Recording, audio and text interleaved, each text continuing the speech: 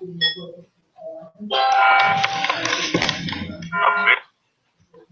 for running amok in a man cave.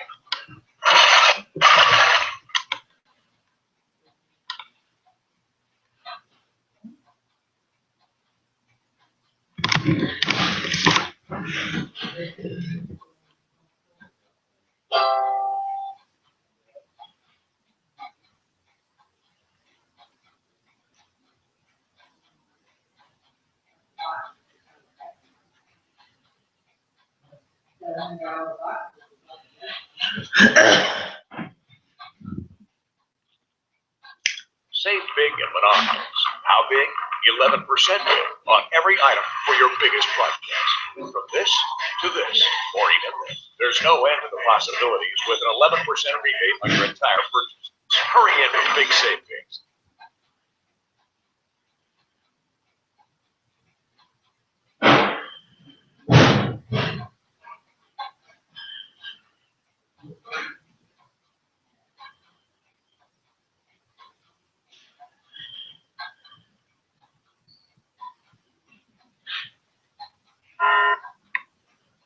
A bear running amok in a man.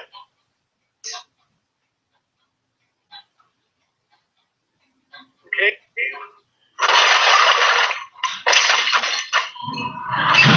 Seen it, covered it. Talk to farmers.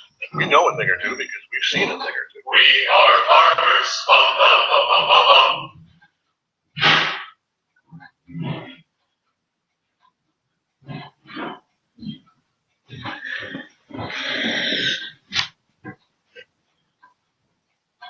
Good morning, everyone. We're back at times 522. The iconic Grainbelt beer sign on Minneapolis riverfront is going to be relit. August Shell Brewing Company has finalized the purchase of the sign and the land that it sits on, according to the Star Tribune. The company plans to have the sign up and running by 2017.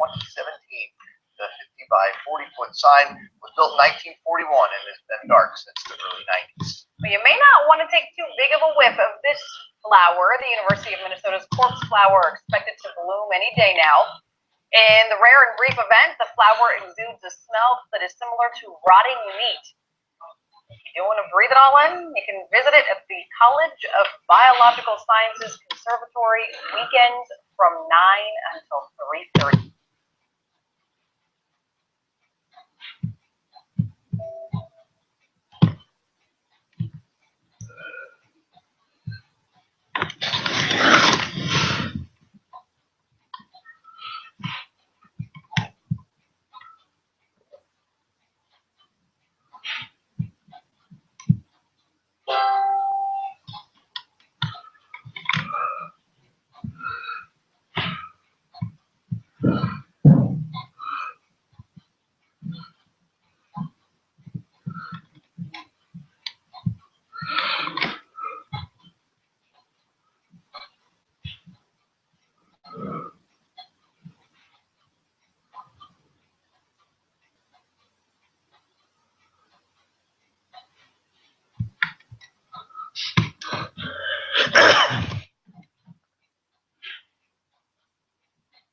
Hi guys.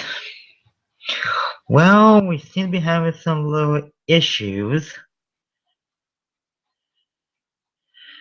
And as you can see here, I'm trying to see if I can find a no way to watch this newscast I'm taping here. Just give me 1 minute and I'll get us up and running again.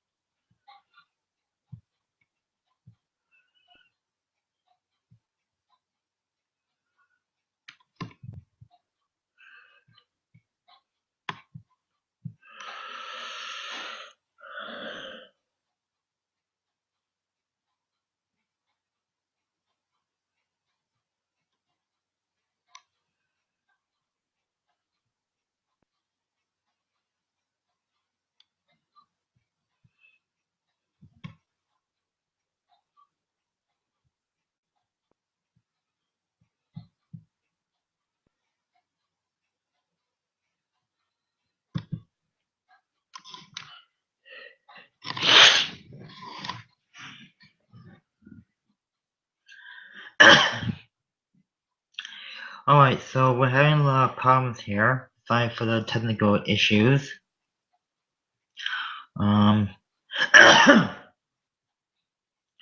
So just give it a minute, I'll get us back, and we can resume the program.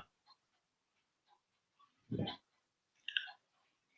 see what's happening here.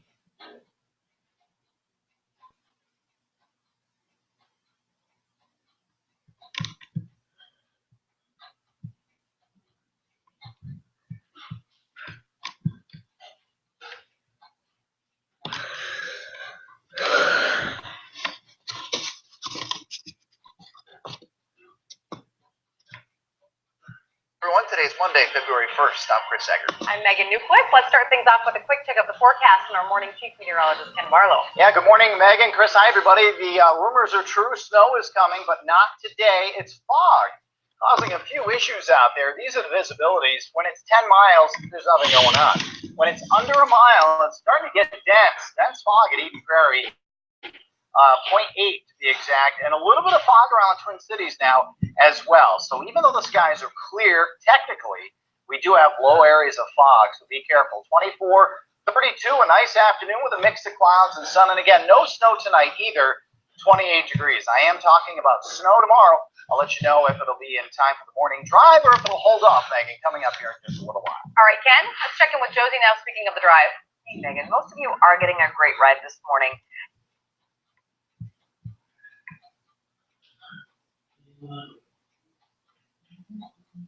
Ken has mentioned the fog, and I'll show you some of that here in a little bit. Across town, as you take that between 35W and 169, you can make that in just a few minutes. Now, as we go out towards Woodbury, this is not a place where we're seeing much fog, and you can see that for yourself along 94, so things look good there.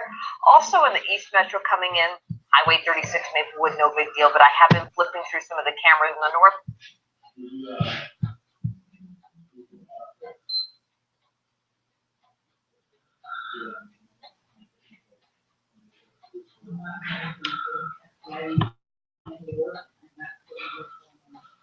West Metro. If you're wondering where this is, that's Monticello. And then you get a little closer to Albertville, and it's kind of the same story where it's pretty foggy there. I'll run through travel time in just a couple of minutes. Okay, Josie.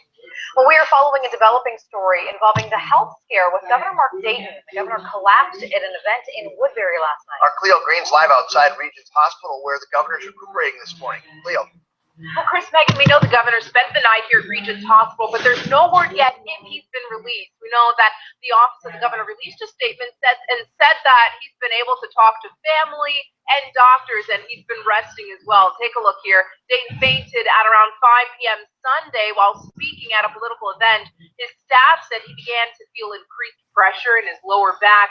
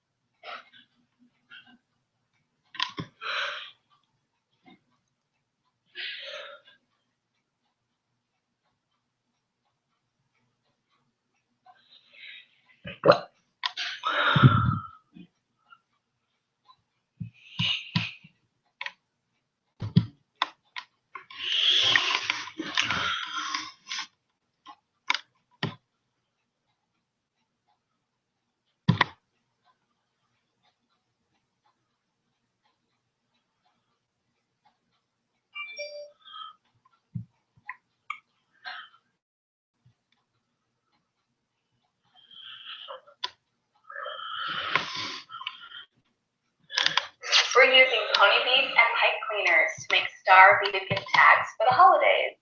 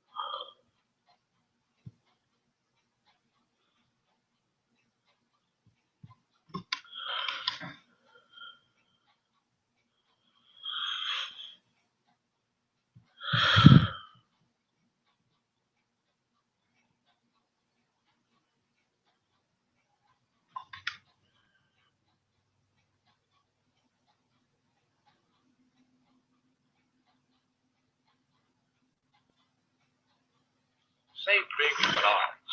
How big? 11% big on every item for your biggest projects. From this to this.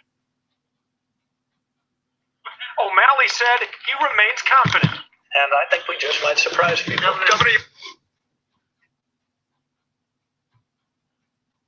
that we've seen, can you fight for more than viability, do you think? Can there be a surprise? Yeah, I mean, these things often happen in stages. O'Malley managed to pick up some support, knocking on doors. Well, I'll tell you, the other two need some help, so I'm going to vote for you. Hey, thanks. Glad you're here. The 2008 winner of the Iowa GOP caucuses also remains upbeat, despite his low poll numbers. Mike Huckabee says he'll be the one to spring an Iowa surprise. And tomorrow night, people will say, oh my, he done did it again. Thank you, guys. Most of the major candidates plan to converge here on Des Moines to watch the results come in later tonight. But some of the candidates will actually be leaving before the caucuses even begin. They want to get to New Hampshire ahead of a snowstorm that is expected to hit here late Monday and early Tuesday. In Des Moines, Tom Hauser, 5 Eyewitness News. Now, after the Iowa caucuses wrap up tonight, the first presidential primary will happen in New Hampshire. That is on February 9th. Minnesota will hold its caucuses with about a dozen other states on Super Tuesday, March 1st. You can learn much more about the caucus process by heading to our website, KSTP.com. Just click on Vote 2016 under the Quick Links tab to see how it all started and how Democrats and Republicans have very different caucus processes. Happening today, one Minneapolis leader will be hosting a conversation about police accountability, grand juries, and what's next for the Black Lives Matter movement. 9th Ward Councilwoman Alondra Cano and other community members are holding the event at the Plaza Verde Ballroom tonight at 5:30. Today's discussion comes after the deadly police shooting at DeMarc Park in November. Protesters are disputing police claims that he was not handcuffed when those shots were fired. The grand jury will decide whether charges will be filed. The new numbers show violent crime is on the rise across much of Minneapolis. Overall, violent crime jumped 7% from 2014 to 2015. The murder rate grew as well by a whopping 53%. Our Jay Coles talked with some who live in a neighborhood hardest hit by this increase. When you head inside the Goddess of Glass at Penn and 44th Avenue North, you can kind of feel the spirit of North Minneapolis rise to the challenge. I'm not moving. It's my house. For 50 years, Connie Beckers has lived and worked within 1 mile of her North Side glass business. The rise in violent crime hit the North Side hard in 2015, and Beckers tells me it made her so mad she wrote City Hall for the first time in her life.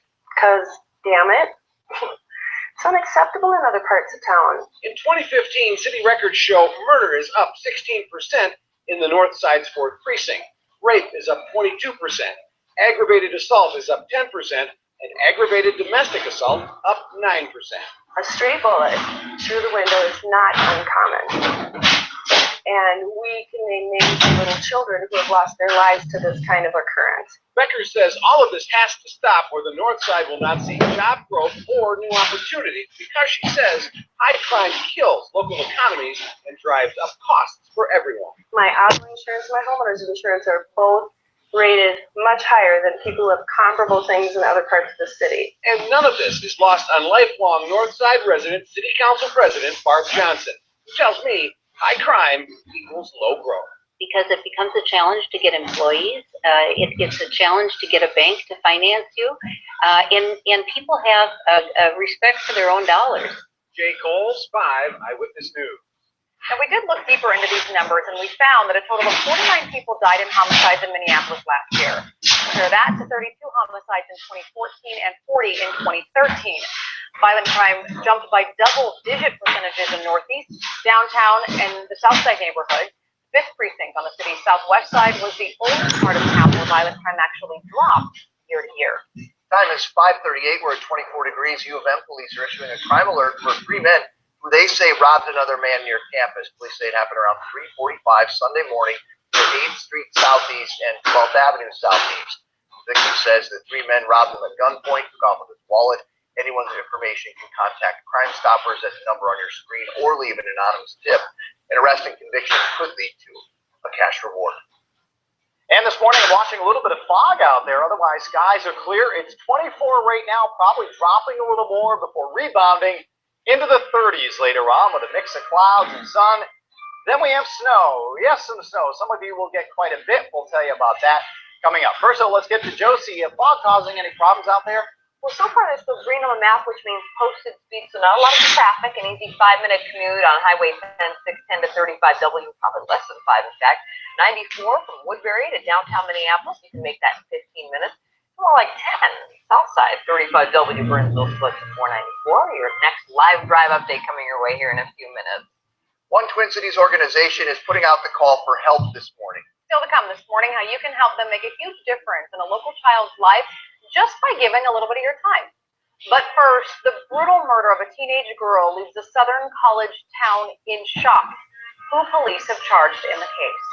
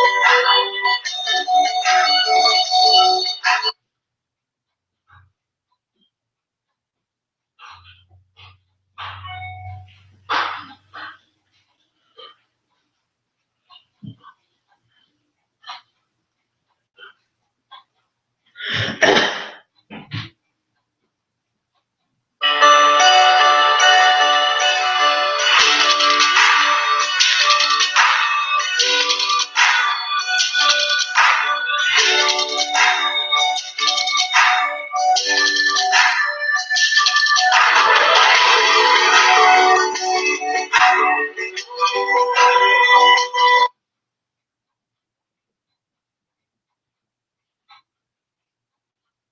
big at Menards. How big? 11% on every item for your biggest projects. From this to this, or even this. There's no end to the possibilities with an 11% rebate on your entire purchase. Hurry in for big savings.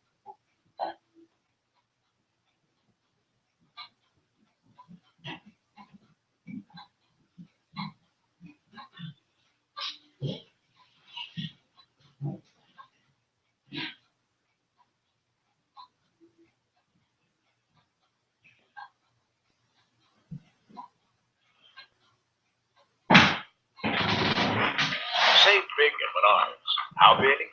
11% on every item for your biggest projects. From this to this, or even this. There's no end to the possibilities with an 11% rebate on your entire purchase. Hurry in for big savings.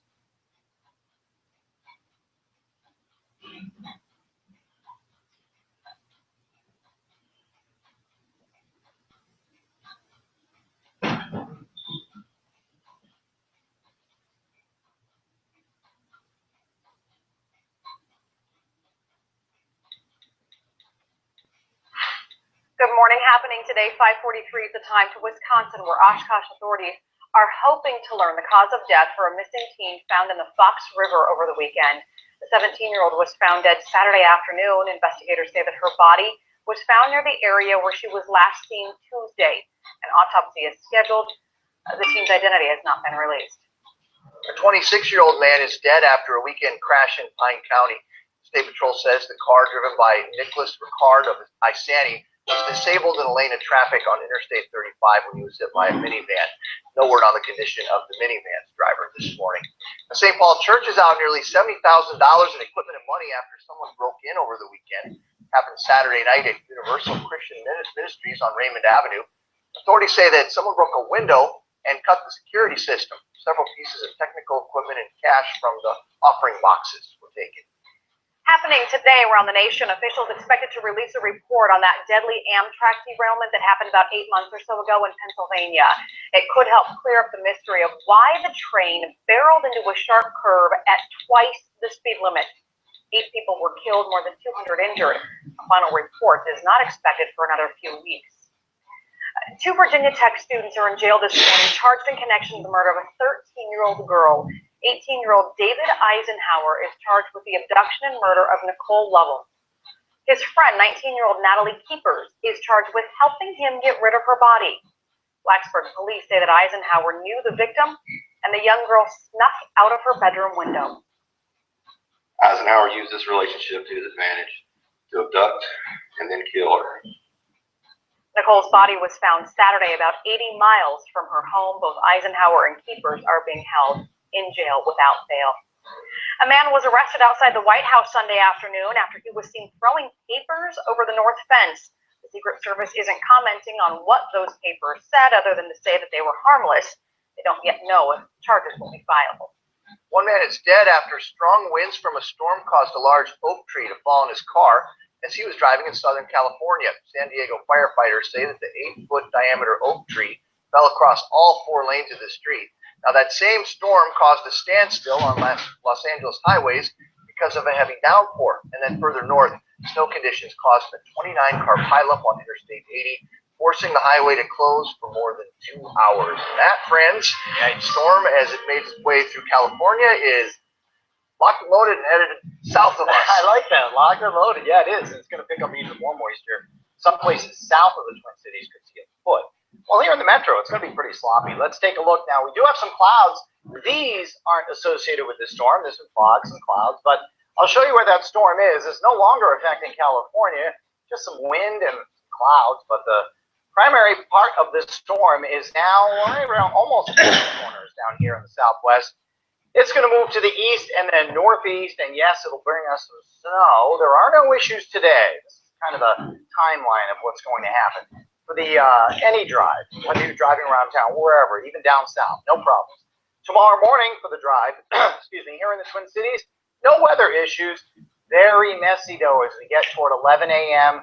and after during the day on Tuesday. So right now we are cool out there, but by no means cold, especially for this time of the morning for February 1st. The average is 9 to 10 degrees, and we're well above that just about everywhere. Look out for that patchy fog though. Up north, it's a little cooler. That's not shocking. Single numbers there. Out ahead of that storm I just pointed to down here, look at all the warnings and watches. All these colors mean different things. The one that really stands out is the red. That is a blizzard warning that is in effect for areas of Iowa. It's coming after the polls close tonight. A blizzard watch is in effect for New Ulm and Mankato, all of Blue Earth County, and right down to the Iowa border. This blue is a winter storm watch. It does include Dakota County, and then south and west of there, south and east of there, a winter storm warning is in effect. Bunch of warnings out there, but the main point is you're going to get snow wherever you are, less to the north, more to the south. Highs today in the 30s, generally speaking, across the state. Here's what's going to happen now. Here's our forecast map. There's the storm. Watch it as it moves to the northeast. There's the clock right there. This is midnight. Again, all the polls closed by then in Iowa, so that's good news for them. Then the snow sneaks across the border tomorrow morning. That's around 8 a.m. So again, the morning drive in the Twin Cities, no problem. But as the day goes on, look what happens. That's about noon, and then afternoon slips into the metro. Most of the heavy stuff stays to the south. With that being said, though, by the evening drive and after, I do think there will be 4, maybe 5 inches of the snow on the south side, and to the north, much less. Look at St. Cloud. Maybe a coating, and then you head down 94 as much as 1 to 2 in the northwest suburbs, and 4 or so right around Minneapolis, St. Paul. There we are, about 3.9. That's what the computer's saying. I believe that. 32 degrees with a mix of clouds and sunshine, a west wind at 5 to 10. 22 tonight. The clouds will move in. Again, no problems tomorrow morning. Tomorrow around midday, the sun will start and pick up as the afternoon goes on. 26 degrees. 20 on Wednesday. It's over, but it's windy. Some blowing snow may be an issue. Bright spot.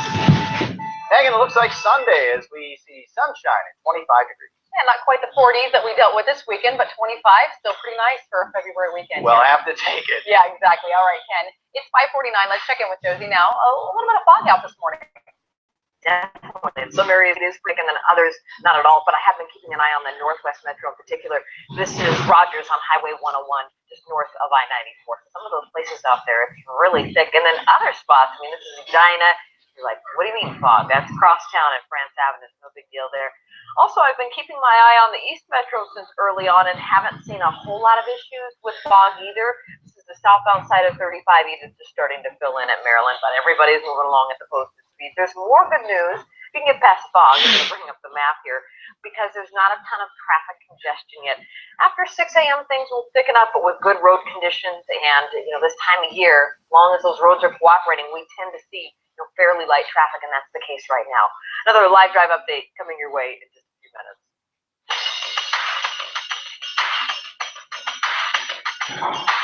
Here's your morning playbook. I'm Joe Schmidt. It was an all-star Sunday in the NFL and the NHL. 5 Vikings made the trip to Hawaii for the Pro Bowl.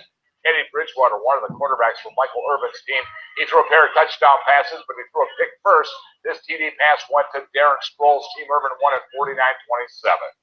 Devin Dubnyk played in his first NHL All-Star game yesterday in Nashville. A lot of people thought it was a joke that John Scott made the All-Star game. He's laughing now. He got this one past Dubnyk. Scott scored twice and was named the MVP. Mankato beat the Gophers for third place in the North Star Cup. Teddy Kruger scored 2 goals as the Mavericks beat the Gophers 3-2. St. Cloud State beat Bemidji State in the championship game. The Wolves, they were in Portland. Ricky Rubio will set up Karl Anthony Towns, but it's been a rough month for the Wolves. The Blazers beat the Wolves 96-93. And that is your morning playbook for Monday. Okay, thanks, Joe. The Vince Lombardi Trophy has made its way to San Francisco. There she is. Former football greats escorted it to the NFL Experience Expo, where it'll stay until next week's big game. In addition to the trophy, for the first time ever, the winning team will also get 18-karat gold-plated Super Bowl 50 logo. From Tiffany. Fancy pants. Ooh. The presidential candidates are getting ready for their first true test in the polls. Coming up, we sit down with a local political expert, find out why the Iowa caucus is so important and how it sets the stage for votes to come. And next, birth defects blamed on a virus spread by mosquitoes. The growing concern the Zika virus is now causing around the world.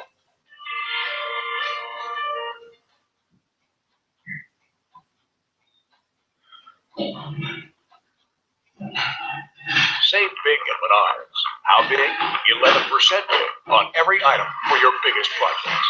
From this to this, or even this. There's no end to the possibilities with an 11% rebate on your entire purchase. Hurry into big savings.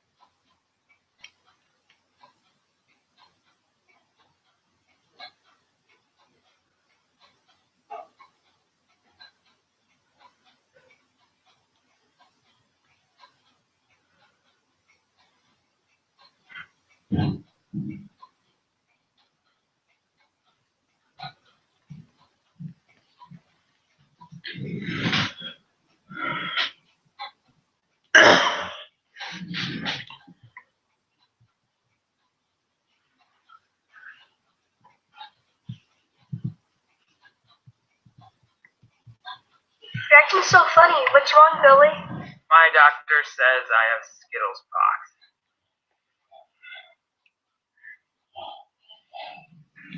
Are they contagious? I don't think so. Contract the rainbow. Taste the rainbow.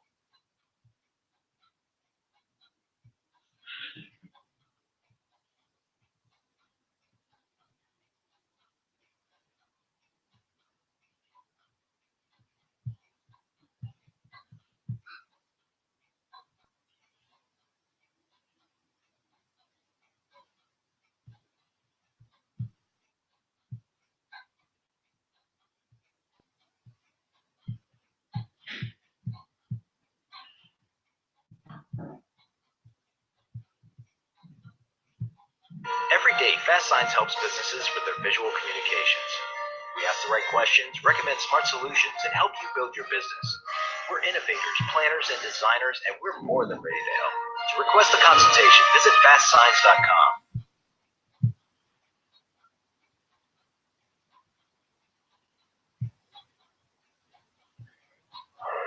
Welcome back to 5 Eyewitness News. It's 5:55. Happy Monday. If you're just joining us, it's still a pretty easy drive out there. Why don't we take a look at this map? When you see all the green across the entire map, that basically means posted speeds, and that means for you, it's not going to be tough at all. 494 from 94 in Blueberry to Highway 52. That's just about 10 minutes. So posted speeds on that end of town. Let's bring up some of our cameras. Let's take a quick look. This is 694 in Oakdale. You can see things are moving along. Hey, just fine this morning. Some places, though, I've mentioned the fog, and Ken's mentioned that too. This is Albertville, so that's what it looks like right now on I-94, County Road 37. But it's certainly not like that everywhere. It's Highway 7 right now here, where it's clear shortwave. So some of that fog affecting some places, not others, Ken. Yeah, Josie, you said it all. Some areas have it, some areas don't. It is very patchy, but it is dense where there is fog. So be careful out there. If you're going along, there's nothing. You drive under a big old cotton ball, so be careful. 25 now. I haven't even had a chance to update the temperature. This is 25. We will be getting up to 32. It's going to be a nice day after all with a mix of sun and clouds once you get rid of that fog, if indeed you do have it.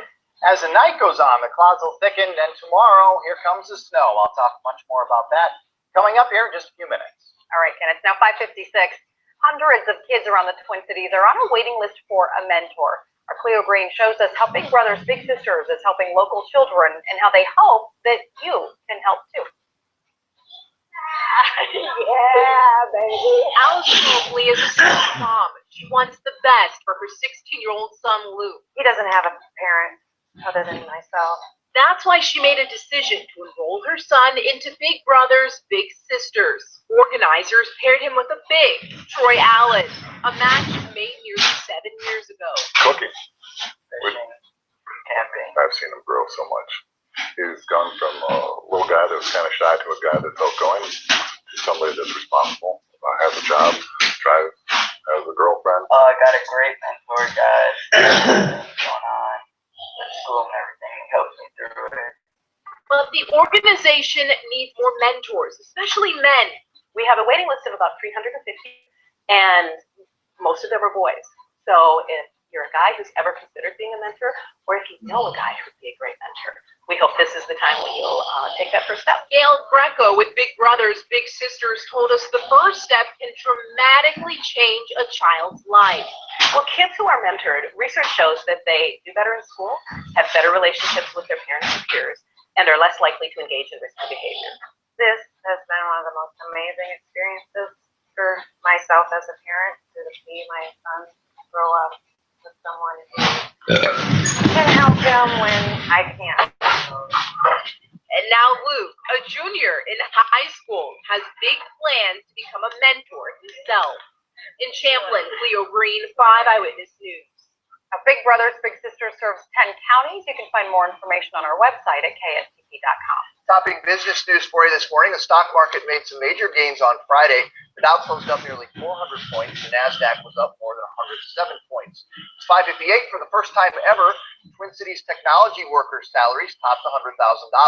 That's up 9% from last year, according to a new survey from job site Dice.com. Twin Cities is now ranked as the 7th highest paying market for tech workers in the country. Nationally, tech workers make an average of about $96,000 a year. The Minneapolis landmark will shine bright again in the summer of 2017. August Shell Brewing Company finalized purchase of the Grain Belt sign on Nicollet Island and immediately started looking into restoring it, according to the Star Tribune. The sign's been dark since the early 90s. Shell Brewing Company estimates it'll cost upwards of $600,000 to restore and install LED bulbs. Health officials are expected to declare Chipotle's E. coli outbreak over today. The popular Mexican chain has been grappling with a multi-state outbreak since October. Investigators have not been able to pinpoint the source of the contamination, according to the Wall Street Journal.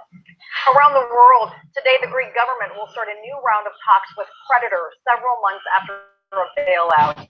Officials say the first phase of talks will last about a week or so. Then after a short break, they'll resume until the first assessment of Greece's third bail deal is complete. Today, the World Health Organization will be holding an emergency meeting to discuss a plan to curb the spread of the Zika virus. The mosquito-borne illness is quickly spreading and has been linked to birth defects. Many countries have issued advisories for pregnant women traveling to Central and South America. Time right now is 5:59. We are sitting at 25 degrees out there. Ken is monitoring a storm expected to hit the Midwest in the next 24 hours or so. His update now.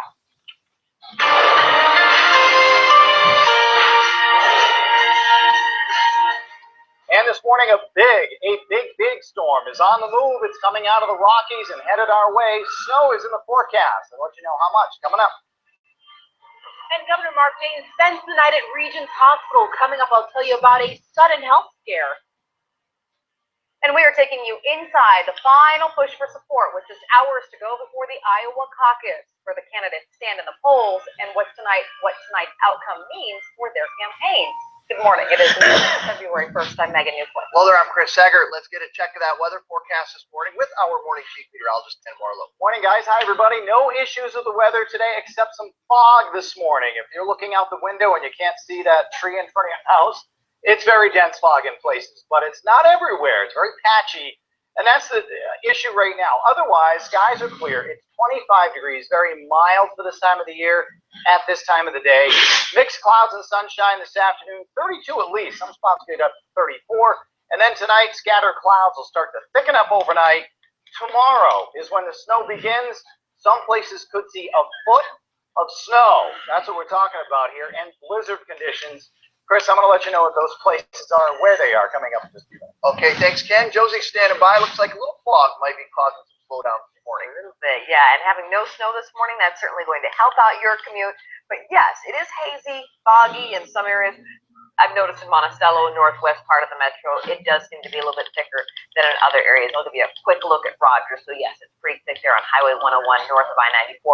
But then we bring up some of the cameras here in the East Metro and waiting for this one to flip over on Highway 52.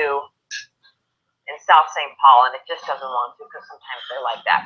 Well, we'll bring up the map here and just give you a look that everything's clear on this map. Lots of green. Traffic is moving at posted speeds. Again, it's mostly in that Northwest Metro, where I've noticed a lot of the fog, but you're over here in the East Metro, Highway 36, 694, and folks seem to be doing just fine. Back in a few minutes with more, Chris and Megan. Okay, thanks, Josie. 6:02 is the time. In developing this morning, Governor Mark Dayton is in the hospital after collapsing at an event on Sunday night. Our Cleo Green reporting live from Regents Hospital, where the governor is being monitored by doctors this morning, Cleo. Yeah, well, Megan, Chris, we know that the governor has been resting. He's been speaking to doctors and his family. Now, he spent the night here at Regents Hospital as a precaution. Take a look here. Now, Dayton fainted around 5 p.m. Sunday while speaking at a political event. His staff said he began to feel increased pressure in his lower back while speaking at that event. They say it was very crowded and hot. Now, a senior advisor to the governor said he most likely appeared to have experienced dehydration at some point. Now, we know Dayton is 69 years old. He's battled some health problems during his tenure as governor, including 2 elective back surgeries, one most recently in December. He also had hip surgery in 2014. Now, we're still waiting to get official word if the governor has been released from Regents here, but we'll definitely keep you updated coming up in a few minutes. Reporting live here in St. Paul, Cleo Green, 5 Eyewitness News. 6:03 now, and it is down to the wire for the presidential hopefuls. They now have just hours to make an impression on Iowa voters ahead of tonight's caucuses. The leading candidates need all the votes they can get, with polls tightening in both parties. Now, on the Republican side, the latest Des Moines Register Bloomberg Politics poll shows Donald Trump holding on to a slight 5-point lead over Ted Cruz. Marco Rubio is in third.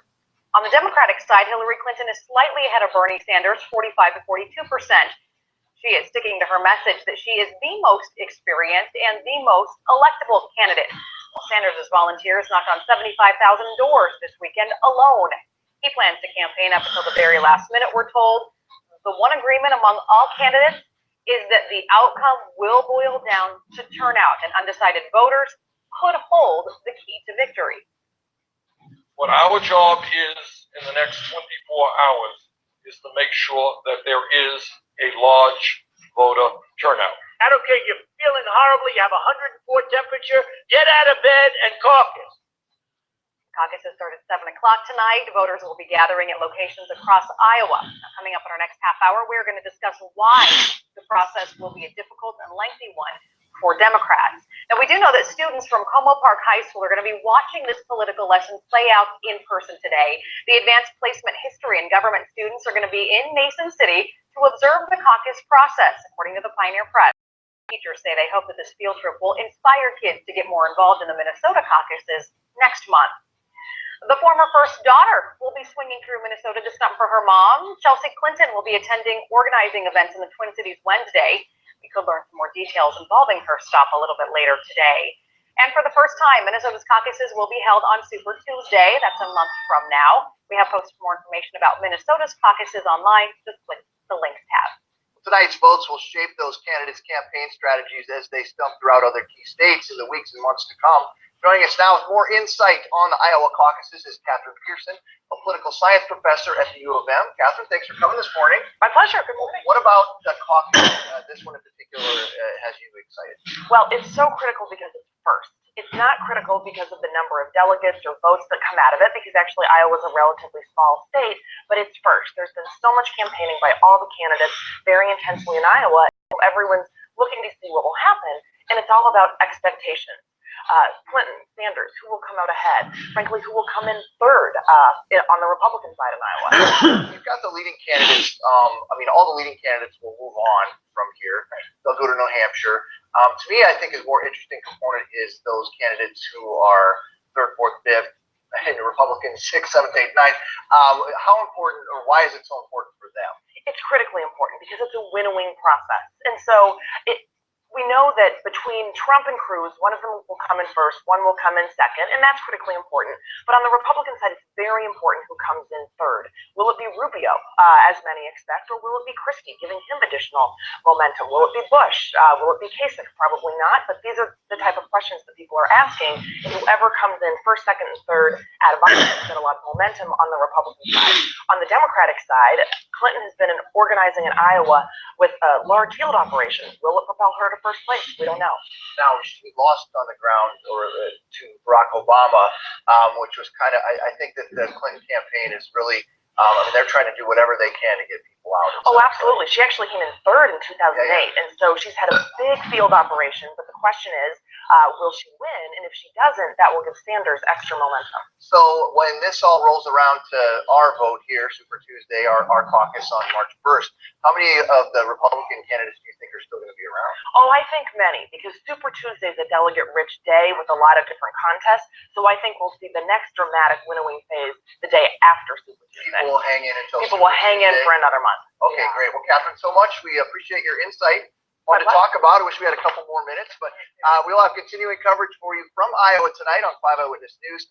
Tom Hauser will have live reports throughout the evening, and political expert Stephen Shearer will be here with more impact on tonight's vote. Megan. All right, Chris, there is some other news, other headlines we want to get to here that we're tracking on 5 for you this morning at 7 minutes past the hour. Police may release more details today involving a murder investigation in Falcon Heights. Officers were called out to a home on Idaho Avenue near the state fairgrounds just after 1 o'clock Sunday morning. That's where they say they found a 47-year-old man dead. A 38-year-old woman was arrested and jailed on probable cause of murder. Investigators say the two knew each other and that there is no risk to the public. We will be getting a MNsure enrollment update from state officials when they talk to reporters at 11 o'clock this morning. The 2016 enrollment period ended last night. As of May 2014, 95% of Minnesotans have health coverage, which is the highest percentage in state history. All right, this morning we're talking about a little fog out there. Some of it very dense, so be careful. Otherwise, skies are mostly clear above 25 right now. Headed close to 30, then into the 30s later on. And then, yes, snow is on the way. Much more on that coming up. First, though, Josie has a little fog on that camera, I see. And it does seem like it's centered on the Northwest Metro, at least the thickest of stuff that I've seen on I-94. There's a peak at Albertville, but you can see that's not the story at all. Nice and clear and clean on 35, easy travel out of Apple Valley this morning. I'll show you a few more hot spots when I return in a couple of minutes. The sky's not so friendly for some people living in a metro neighborhood. Now, coming up for you, which city might be taking a deeper look at airplane noise complaints? And this flower, known for its stench, is set to bloom this week, where you can catch a whiff of this rare plant.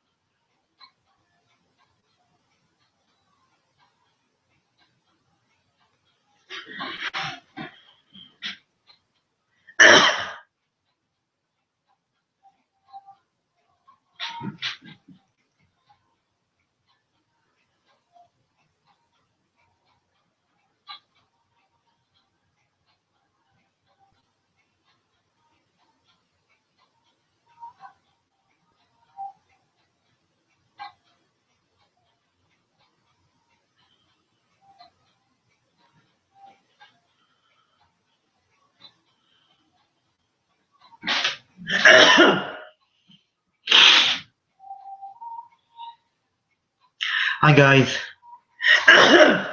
Excuse me. Hi guys, you're watching KSTP Channel 5 Eyewitness News live news stream. And I hope you enjoy the broadcast. Hi everyone, we're back. The time is 6:12. Today, City Council members in Edina could vote on a resolution acknowledging aircraft noise as an issue and request the FAA to look into its impact.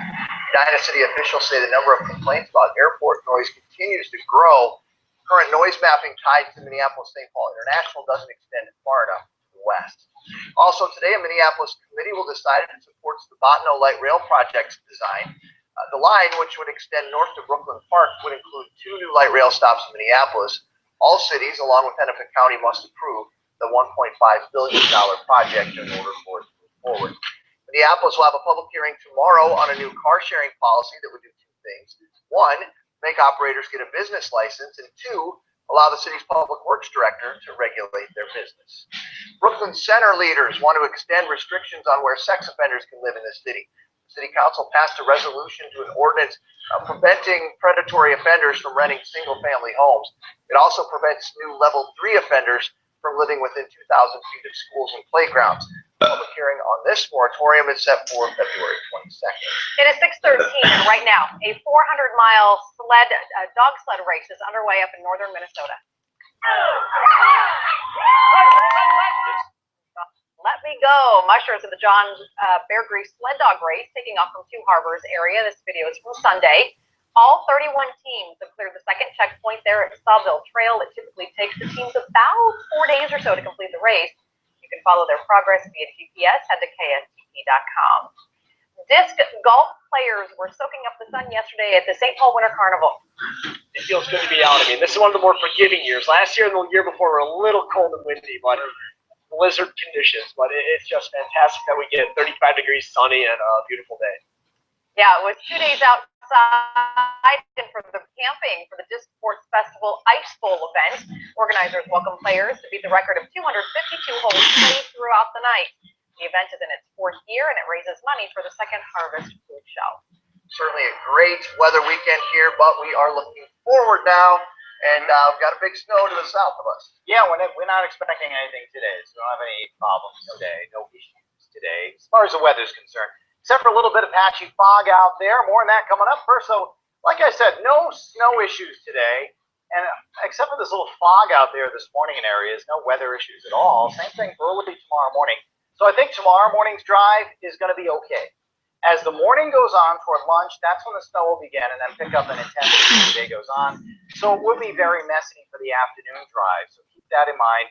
Temperatures now are in the 20s all over the central parts of the state and the south. Look at this, even Bemidji and Hibbing in the 20s. The average, to put this in perspective, right now is about 9 degrees. So we're way above that. Here is that fog. These are the visibilities as reported by the site. 10 miles, like at Olivia, means there's nothing going on. When you get down to about a half a mile, at 0.5 at Flying Cloud Airport in Eden Prairie, that's when the fog starts to get a little thicker. 4 miles at the airport really isn't that bad, but it does indicate some light fog around. And again, down to the south at Faribault a little bit, and out to Litchfield a little bit as well. Now to the storm. Look at this trail of color all the way down to California. This is because of the same storm. The red right there is a blizzard warning. We have a blizzard watch in effect for parts of Minnesota. That'll be the open areas down to the south and southwest. A winter storm watch in these blue counties, including Dakota County and on into western Wisconsin, a winter storm warning, which means conditions are imminent. A watch means we're watching just in case, but a warning means they're pretty much going to happen.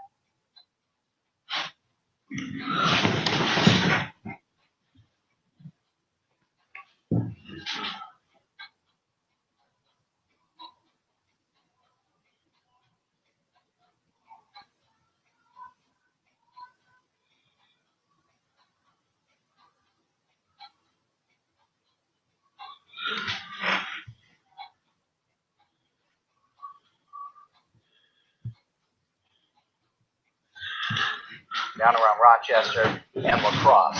So scattered clouds coming in here, but the larger, more important area of clouds this one swirling around right here. Remember last week I was pointing to that area of disturbed weather way up by Alaska and the Aleutian Islands? Well, this is it, believe it or not.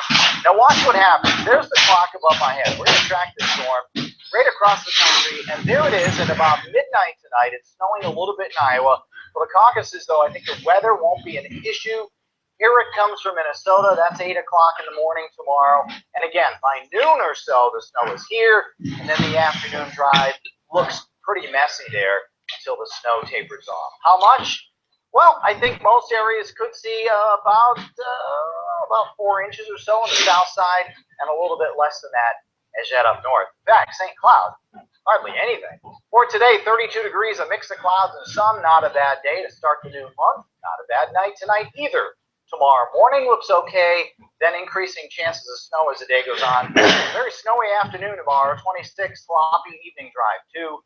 Windy tomorrow night, could cause some blowing snow, but the falling snow ends except for flurries on Wednesday. Pretty chilly week until the weekend. That's the bright spot. Sunday, Chris, talking about sunshine, 25. Okay, thank you, Ken. Let's find out what's going on this morning on the live drive. Here's Josie. Hey, Chris, I noticed a couple of things in the last 15 minutes or so. It's getting a little bit thicker out there. The fog continues, and we've got this crash in Forest Lake. MnDOT tells me this vehicle struck some debris south 35 at Highway 97, and you can see it's a little bit hazy on that end of town, too. I was flipping through some of the cameras in Ramsey. It's not a great look because of the fog, and that's what Highway 10 looks like. But as we grab some of our cameras in the South Metro, it looks clear here, just a little congested on westbound 494 at Penn and Richfield. Grabbing the map, I've started to add some color to it. Nothing major, but thickening up as you travel from 35W, Blaine, Arden Hills, you're right in that whole area. So starting to thicken up out there, but obviously still not a bad ride overall. Okay, thanks, Josie. Nearly 20,000 Minnesotans are stepping up to make sure that thousands of children won't go hungry. The major meal packing operation that's getting underway. And a rare plant is blooming here in the Twin Cities. The odor it's known for that will not have you stopping to smell the roses.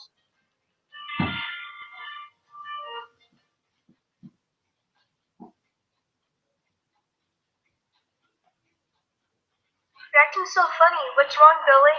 My doctor says I have Skittles pox.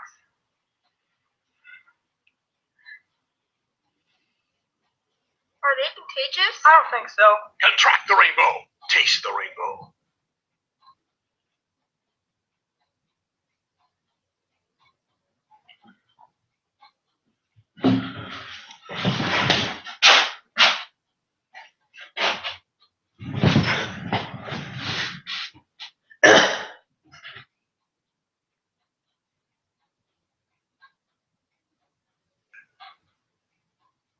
You're acting so funny. What's wrong, Billy? My doctor says I have Skittles pox.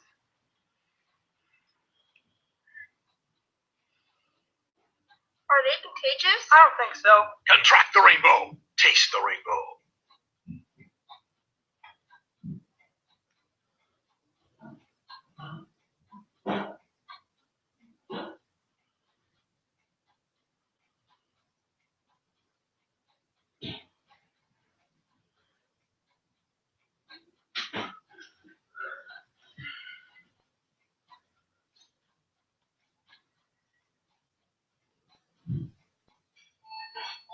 I'll be there in 1 second.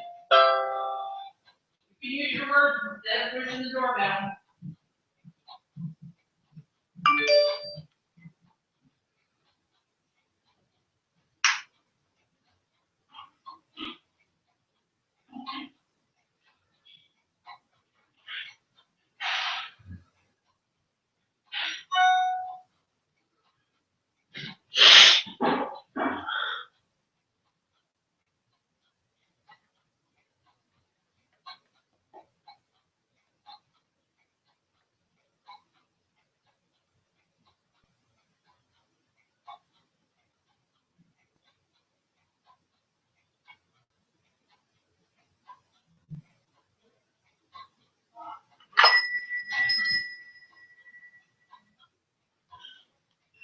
I'm Stacia Kopegan, and this is Shag Hair Studio. 9 months out of the year, I see regular clients, but starting in September, October, it's Santa time. Google is a very useful tool for me. At Hillshire Farm, spice is the spice of life. That's why our craftsmen season every sausage perfectly, so you can coax out great flavor effortlessly. Hillshire Farm, because it's worth doing right. At Hillshire Farm, there's a reason our slow roasted turkey tastes so fresh. Seconds after carving, we not only seal every slice, we double seal it. The results are something to savor. Hillshire Farm, because it's worth doing right.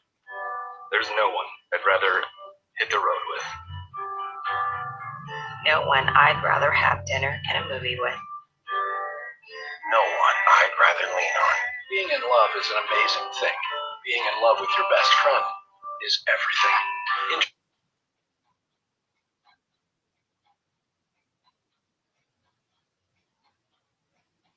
We've got your food out for a while. Take a little time. Don't just come in and on your own.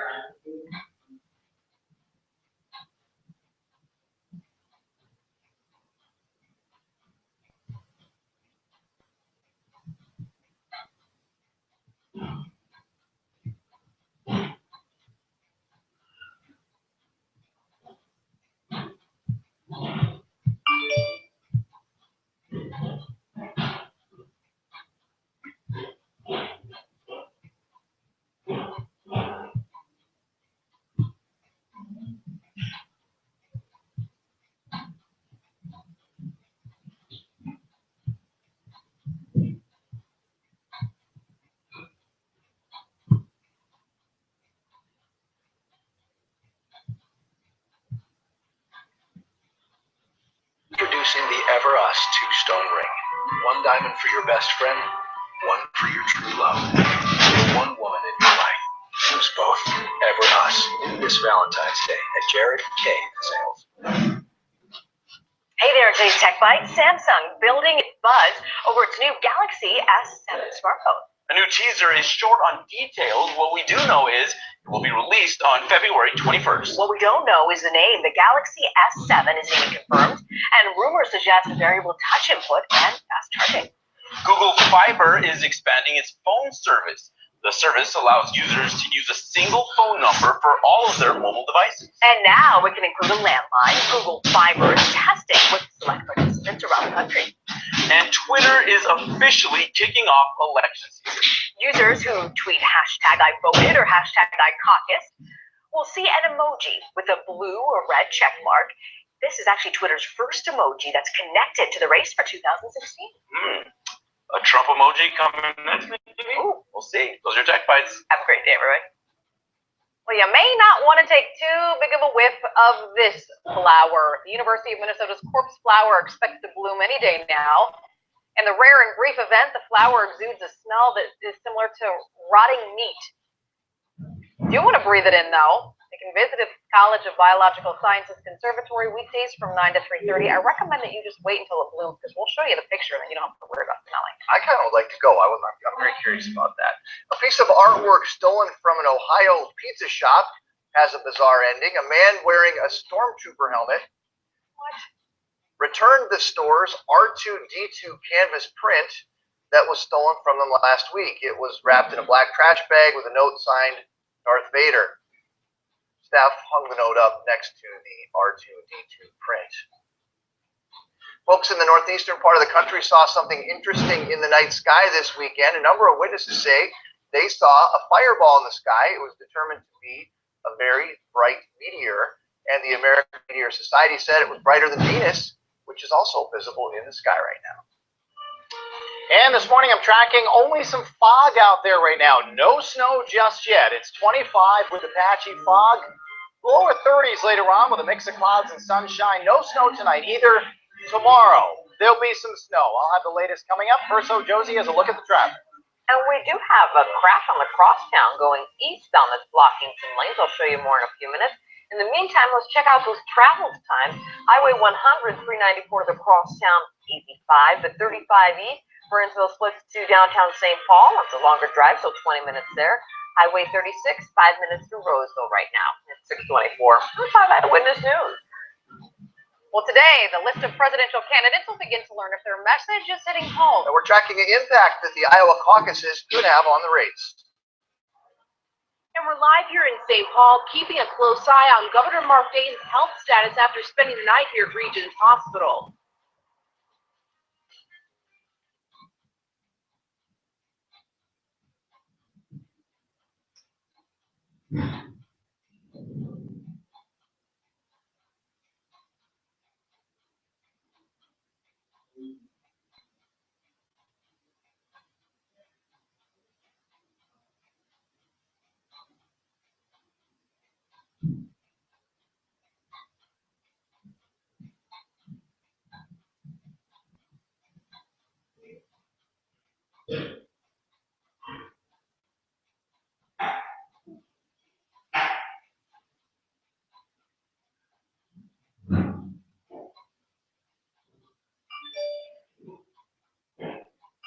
Life's journey can be filled with unexpected turns. Sometimes it can feel like you're all alone. Now there is a place for everyone to get a helping hand. Family Innovations. With therapy-based trust and understanding, Family Innovations counselors are committed to helping you through whatever challenge your family is experiencing. If you're facing a crisis and need the help of a professional caring team, please call us today. Family Innovations, providing direction for life.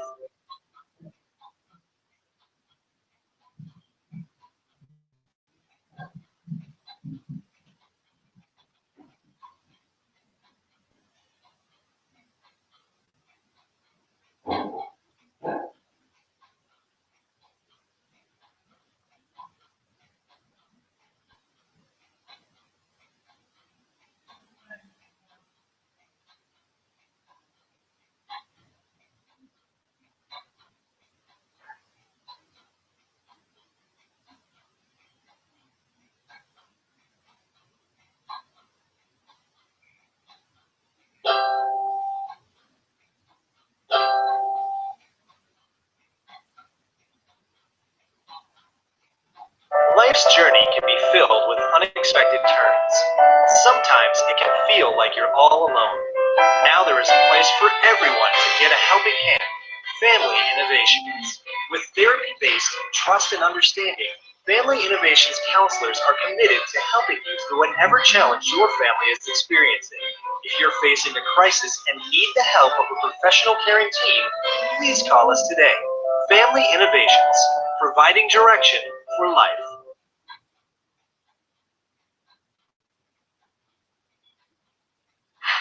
Happening today, one Minneapolis leader will be hosting a conversation about police accountability, grand juries, and what's next for the Black Lives Matter movement. Ninth Ward Councilwoman Alondra Cano and other community members are holding the event at the Plaza Verde Ballroom tonight at 5:30. Today's discussion comes after the deadly police shooting of Jamar Clark in November. Protesters are disputing police claims that he was not handcuffed when those shots were fired. The grand jury will decide whether charges will be filed. 3 Minnesota women have been awarded $130,000 each in damages after they were dismissed from their chauffeur jobs. The women filed a gender discrimination lawsuit saying that they were dismissed because a Saudi prince wanted only male drivers when he was here getting treatment at Mayo Clinic back in October of 2010. Well, today through Saturday, more than 4 million meals will be hand-packed by about 20,000 volunteers from across the metro. The meals for Feed My Starving Children will feed roughly 11,000 children for an entire year. Volunteers will pack the meals at the former Rainbow Food Store in Apple Valley off of Cedar Avenue.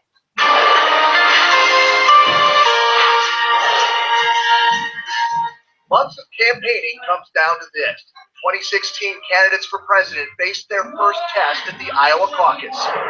A stray bullet through the window is not uncommon.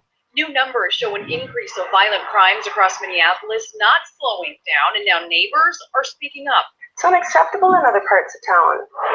And Governor Dayton expected to wake up this morning in the hospital after a scare during a weekend event. We're tracking what happened. Good morning. We're glad to have you with us on this Monday. I'm Megan Newquist. Hello there, I'm Chris Egger. Monday, February 1st, and we're at 6:30. Our morning chief meteorologist, Ken Barlow, tracking some fog this morning. Hey, that's the only real issue, Chris, across the area. No snow yet, folks. There won't be any till tomorrow. Right now, it's the fog. Look at almost zero visibility out in Buffalo and Wright County. So be careful. It's very low in Eden Prairie, too. It's very patchy, but where there is fog, it's dense. A little bit of fog at the airport, 25 degrees there, but above, the skies are mostly clear. Partial sun. It'll turn out to be a good day, low to mid-30s. And again, no snow today. Tomorrow morning.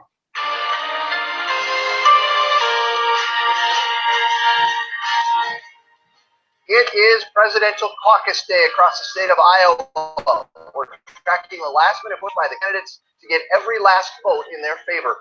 A health scare for Governor Mark Dayton, forcing him to spend the night in the hospital. What his staffers say went wrong and how he's doing this midday.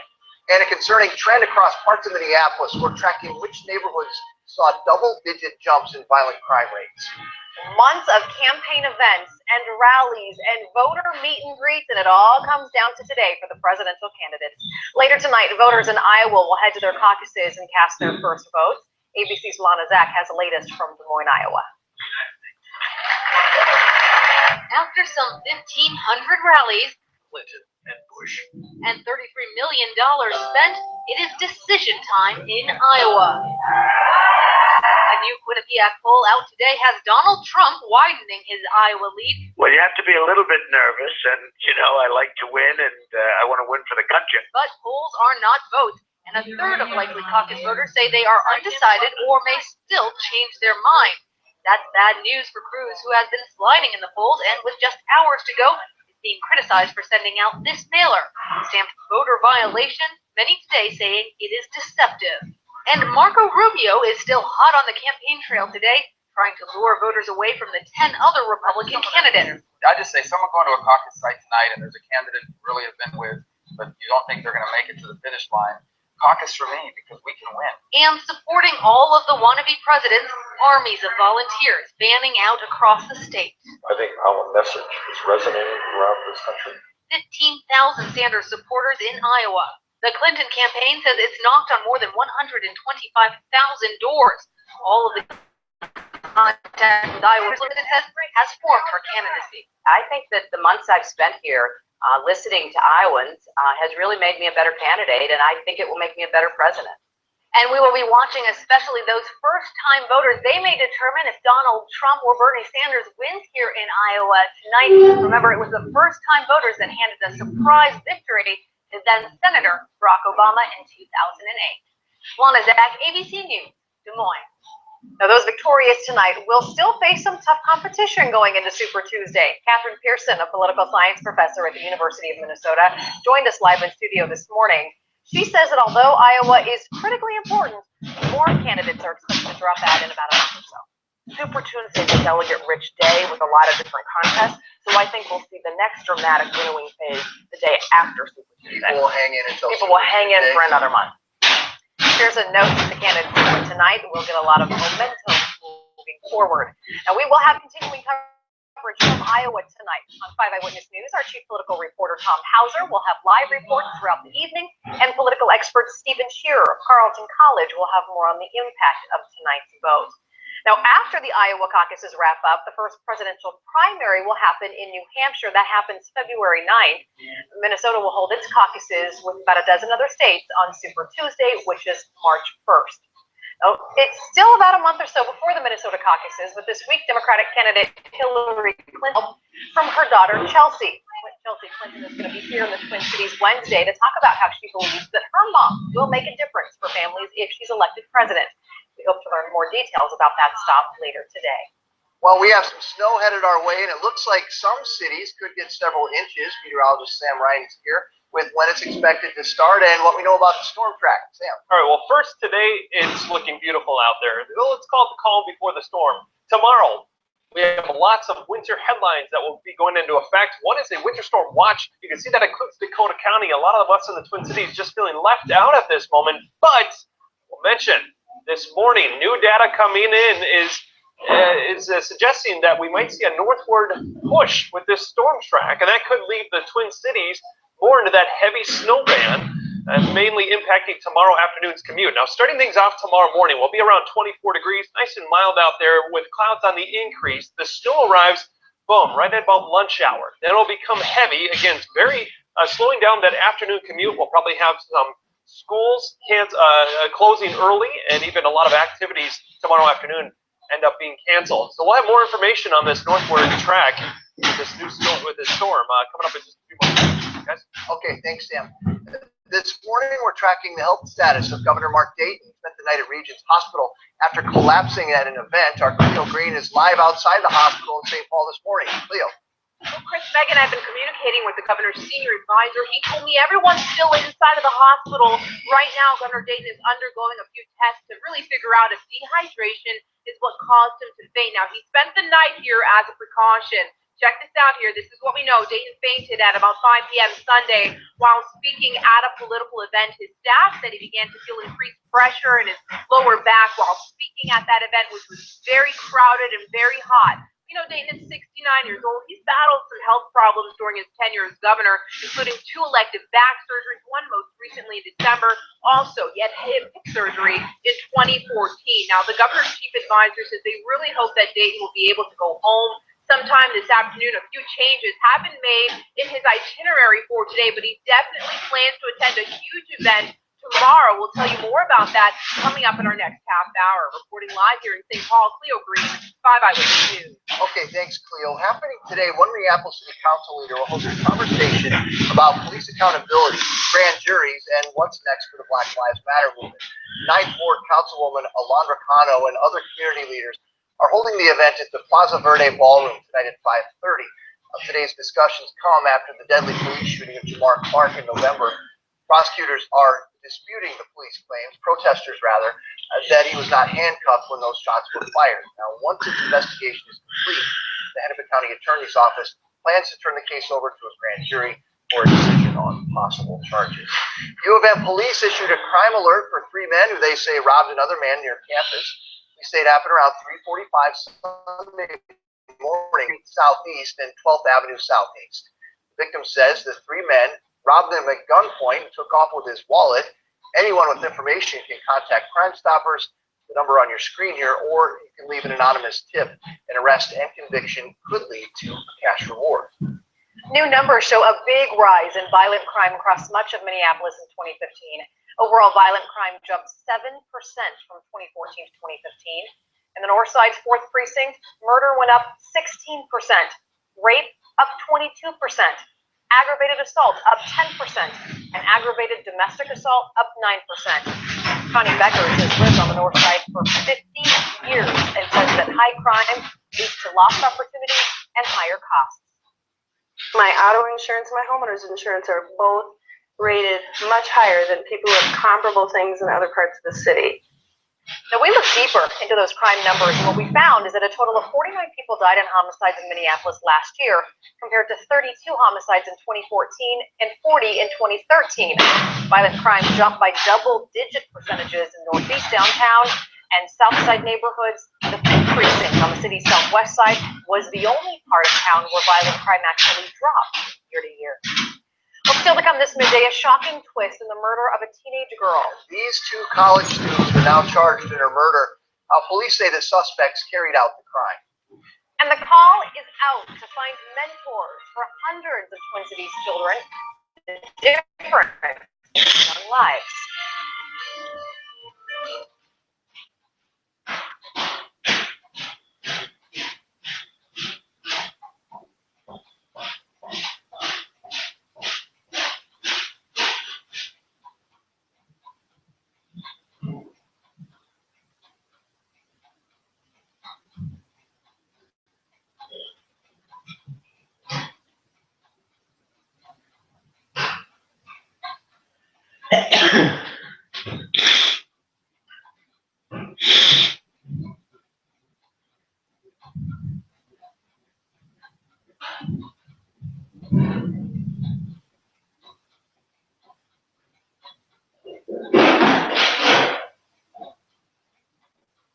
Life's journey can be filled with unexpected turns. Sometimes it can feel like you're all alone. Now there is a place for everyone to get a helping hand. Family Innovations. With therapy-based trust and understanding, Family Innovations counselors are committed to helping you through whatever challenge your family is experiencing. If you're facing a crisis and need the help professional caring team, please call us today. Family Innovations, providing direction for life.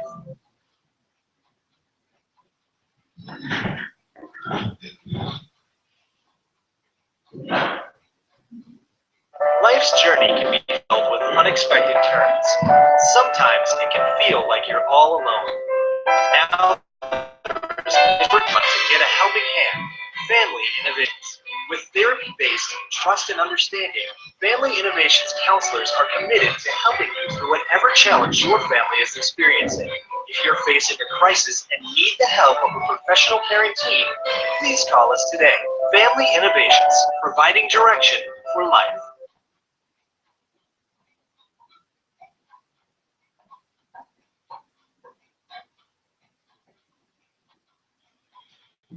Life's journey can be filled with unexpected turns. Sometimes it can feel like you're all alone. Now there is a place for everyone to get a helping hand. Family Innovations. With therapy-based trust and understanding, Family Innovations counselors are committed to helping you through whatever challenge your family is experiencing. If you're facing a crisis and need the help of a professional caring team, please call us today. Family Innovations, providing direction for life.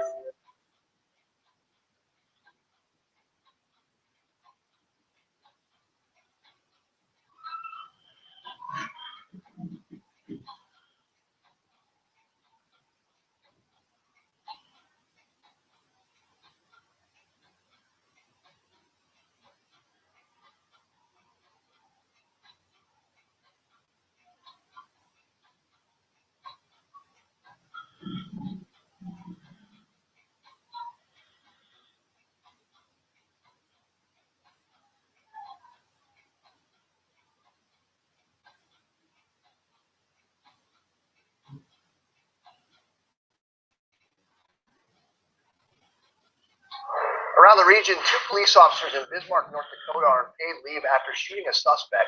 Travis Clark Jr. was wanted for an earlier domestic assault in nearby Mandan. Police tracked him down to a mobile home park in Bismarck on Sunday evening. After a 90-minute standoff, he walked out but refused to show his hands, and that's when police shot at him. He was taken to a local hospital. The case is now being handled by North Dakota's Bureau of Criminal Investigation. In Wisconsin, police in Oshkosh are hoping to learn the cause of death of a teen found in the Fox River over the weekend. The 17-year-old's body was found Saturday afternoon near the area where she was last seen on Tuesday. An autopsy scheduled for today. The teen's identity has not been released. State troopers are investigating a deadly crash in southern Minnesota. It happened about 10 miles south of Winona on Highway 61 just before 6 o'clock this morning. Right now, we know 2 drivers were involved and that roads were icy at the time. A 26-year-old man is dead after a weekend crash in Pine County. The State Patrol said that the car, driven by Nicholas Rickard of Isanti, was disabled in a lane of traffic on Interstate 35 when he was hit by a minivan. No word on the condition of the minivan's driver. Happening around the nation, officials are expected to release a report on the deadly Amtrak derailment that happened 8 months ago out in Pennsylvania. It could help clear up the mystery of why the train barreled into a sharp curve at twice the speed limit. 8 people were killed, more than 200 were injured. A final report isn't expected for another few months. 2 Virginia Tech students made their first court appearance this morning, charged in the murder of a 13-year-old girl. 18-year-old David Eisenhower is charged with the abduction and murder of Nicole Lovell. His friend, 19-year-old Natalie Keepers, is charged for helping him get rid of her body. Blacksburg police say that Eisenhower knew the victim, and the young girl snuck out of her bedroom window. Eisenhower used this relationship to his advantage to abduct and then kill her. The teen's body was found on Saturday, 80 miles from her home. Both Eisenhower and Keepers are being held in jail without bond. Today, the World Health Organization will hold an emergency meeting to discuss a plan to curb the spread of the Zika virus. The mosquito-borne illness is quickly spreading and has been linked to birth defects. Many countries have issued advisories for pregnant women traveling to Central and South America. A man is dead after strong winds from a large oak tree to fall on his car as he was driving. This is in Southern California. San Diego firefighters say the 8-foot diameter oak tree fell across all 4 lanes of the street. Just further north, snow conditions caused a 29-car pileup on Interstate 80, forcing the highway to close for more than 2 hours. Well, if you don't have our 5 Eyewitness News severe weather app, now's a pretty good time to do it because I just got an alert like a second ago that said a winter storm warning. You saw I had to run to the desk here because just 20 seconds ago, that's right, we were just upgraded. Look, just moments ago, we didn't have anything. We didn't have a watch. We didn't have an advisory, nothing. But the new data coming in this morning on our computer models showed a big push northward, which now means that winter storm is heading right for the metro. But having said that, this thing has been wobbling some over the last few days, and it still could change. Currently, it's over the Rockies, and Dave Dahl mentioned this last night. I watched his weather, and usually these storms really don't lock in on their forecast track until they get east of the Rockies. So that will happen later on this afternoon. We'll have a much better understanding exactly where this heavy snow will track, but it does look like, again, right now, based on the latest data, that it has made a big shift northward. So we have winter weather all out ahead of this system, winter weather headlines, that is, with a blizzard warning here in the red, and now winter storm warnings here in the pink shaded color. The main difference there, stronger winds down in southern and southwestern Minnesota will cause whiteout conditions if you're traveling. This all goes into effect tomorrow afternoon. Once again, you can see in the metro, I just had to shift these about 20 seconds ago. We push the watch now farther north for Anoka County, Isanti counties, and Sherburne County, then down to the south, and including the heart of the metro here, we now have a winter storm warning where several inches of snow is expected starting tomorrow afternoon. Today we just have patchy fog. It's sort of the calm before the storm, a beautiful afternoon out there, but that snow pushing in right around noontime tomorrow. 32 degrees outside right now, light winds out of the south. They'll be increasing as this storm starts to move out of the Rockies and picks up steam starting tomorrow. So 32 and nice this afternoon, 28 degrees for a high tomorrow. Snow moving in, becoming heavy from noon all the way until 10 p.m. So that will most heavily impact tomorrow afternoon's commute.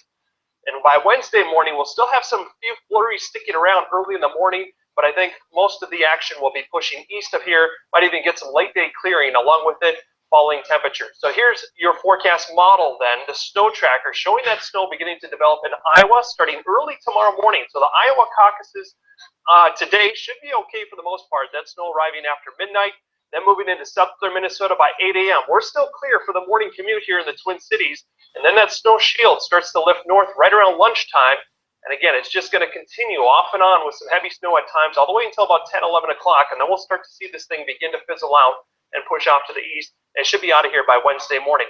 So right now, updated some of the snowfall amounts, but this could also change. 6 to 9 inches for the South Metro, 4 to 6 plus inches for the North Metro. I think a real common number here in the Twin Cities is going to be around 5 to 8 inches of snowfall, and a little bit less as you head up to the north. You go out towards St. Cloud, maybe around 3, possibly 4 inches of snow. Greater Lakes kind of getting missed out, 1 to 4 inches of snow. So 32 for a high today. Once again, that snow holding off until lunchtime tomorrow, becoming heavy during the afternoon. 28 degrees, wrapping up by Wednesday. Cooler air moves in, and maybe a little light snow possible again on Friday. You guys got to pick a bright spot here and move it all the way out to Sunday with that high of 25. Chris getting excited about the bright snow. spot is going to be Wednesday when we get up in the morning and there's a 5 to 8 inches You, of snow, huh? you want it tomorrow, don't you? You want it because of that snow, right? I do. Okay. Well, obviously we are using a lot of caution here because it's The still models a have been long shifting. ways away. So, and there's potential there for school. Schools closing early tomorrow, and then also a lot of activities in the afternoon to be closed. So yes, follow the forecast. We'll have an update later on this afternoon with Dave Dahl at 5 and 6. Okay. Thanks, Sam. Well, hundreds of kids around the Twin Cities are on a waiting list for a mentor. Cleo Green shows us how Big Brother Big Sisters is helping local children and how they hope to help even more. Yeah, baby. Allison Oakley is a single mom. She wants the best for her 16-year-old son, Luke. He doesn't have a parent other than myself. That's why she made a decision to enroll her son into Big Brothers Big Sisters. Organizers paired him with a big Troy Allen, a match made nearly 7 years ago. Cooking. I've seen him grow so much. He's gone from a little guy that was kind of shy to a guy that's outgoing to somebody that's responsible, has a job, drives, has a girlfriend. I got a great mentor, got a lot of things going on with school and everything. He helps me through it. But the organization needs more mentors, especially men. We have a waiting list of about 350 children, and most of them are boys. So if you're a guy who's ever considered being a mentor, or if you know a guy who'd be a great mentor, we hope this is the time when you'll take that first step. Gail Greco with Big Brothers Big Sisters told us the first step can dramatically change a child's life. Well, kids who are mentored, research shows that they do better in school, have better relationships with their parents and peers, and are less likely to engage in risky behavior. This has been one of the most amazing experiences for myself as a parent, to see my son grow up with someone who can help him when I can't. And now Luke, a junior in high school, has big plans to become a mentor himself. In Champlin, Cleo Green, 5 Eyewitness News. Big Brothers Big Sisters serves 10 counties in Minnesota. You can find information on our website. That is KSTP.com. A medication disposal program is now being offered by the Edina Police Department. The police chief says that prescription painkillers can be a gateway to heroin use, and the disposal program will help combat drug use. Medication bags are available weekdays there at the Edina Police Department, as well as at Fire Station 1 off Tracy Avenue. In Rosemont, the City Council hopes to add to Umore Park. The council is going to be talking about a possible bond referendum today. If approved, that money would pay for a sheet of ice, as well as ball fields at Umore and some other improvements to other area parks. But coming up, find out when one of the most iconic signs of Minneapolis will be coming back to life. And St. Paul Church was devastated by a weekend break-in, what the thieves took and the damage that they left behind.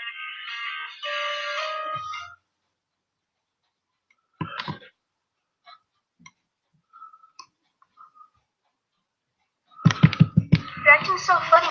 What's wrong, though? My doctor says I have Skittles pox.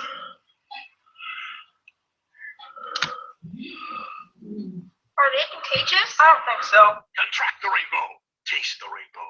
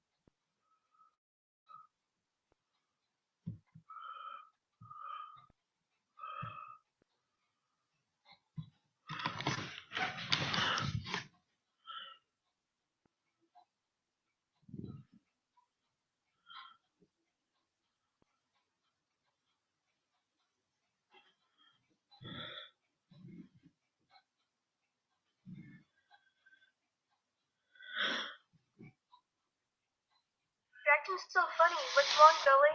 My doctor says I have Skittles pox.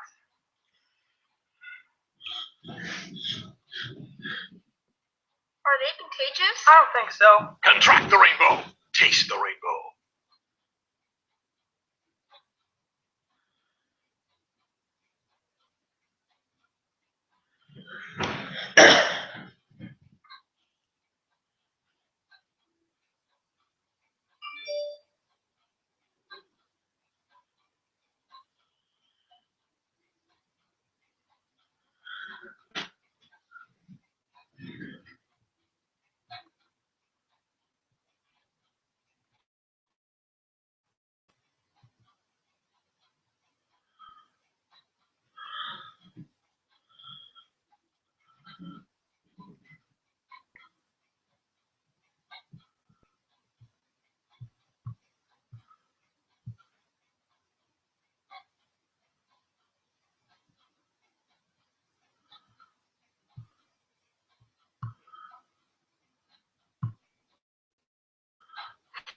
Hi, everyone. We're back checking business news for you this midday. Not off to a good start on the markets this morning. The Dow is down 83 points. The NASDAQ is down 18 points. This after some big gains when the market closed on Friday. Today, the Greek government will start a new round of talks with creditors several months after a bailout.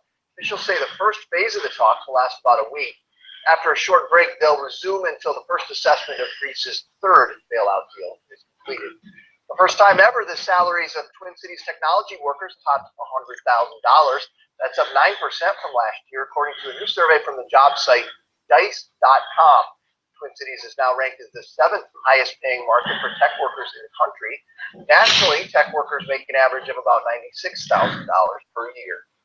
Google's domain name almost had a new owner last year. Have you heard about this? Last October, a man saw Google.com was for sale and he snagged it for just $12. He owned the domain for, about a minute or so before Google realized its mistake and canceled the purchase. The man was compensated with $6,006.13, which is Google spelled out numerically. He donated that money to charity and then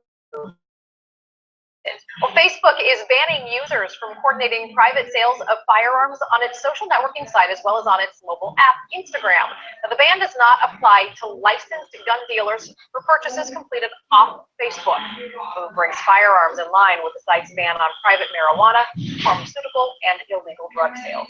Health officials have just officially declared Chipotle's E. coli outbreak over. Popular Mexican chain's been grappling with a multi-state outbreak since October. Investigators have not been able to pinpoint the source of the contamination, according to Wall Street Journal. The restaurant has said it plans to shut down all its locations for a few hours next week to review proper cooking and hygiene procedures for staff. Later this month, we'll get a look at the new generation of Galaxy phones from Samsung. The company's planning to unveil the new phones February 21st in Barcelona. The Galaxy S7 is rumored to have a micro SD slot. I'm guessing so. It's intriguing. A pressure-sensitive screen and to be water-resistant. You wear those goggles to see it? Hey, this Minneapolis landmark will shine bright again in the summer of 2017. August, Shell Brewing Company finalized the purchase of the Grain Belt sign there on Nicollet Island and then immediately started looking into restoring it. The sign has been dark since the early 1990s. Shell estimates that it will cost upwards of $600,000 to restore and install LED bulbs. Well, after months and months and months and months and months and months and months and months, tonight is finally the big night for the candidates hoping to become president. We are tracking the last-minute moves by both the Republicans and the Democrats for you. Find out how tonight's results could impact the next few weeks of the race. Governor Mark Dayton fainted at a political event yesterday. He's still here at Regents Hospital. I'm Cleo Green reporting live in St. Paul. Coming up, an update on his condition and when he plans to go home.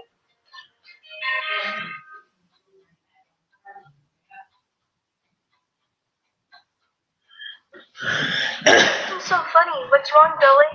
My doctor says I have Skittles pox.